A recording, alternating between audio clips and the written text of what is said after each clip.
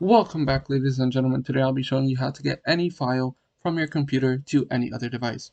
All you really need is an email account and the file itself.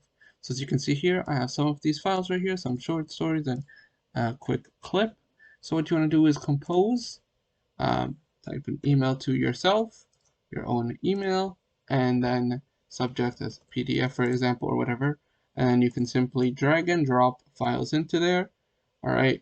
And as you can already see, I already sent one to myself called PDF, and it says from me. You can open it up and there are my attachments. Now all you need to do is open up your phone or whatever device you want it on and simply open that email from there, download the files, and voila, now you got it on that device. Thanks for watching, consider subscribing, and I'll see you in the next one. Peace.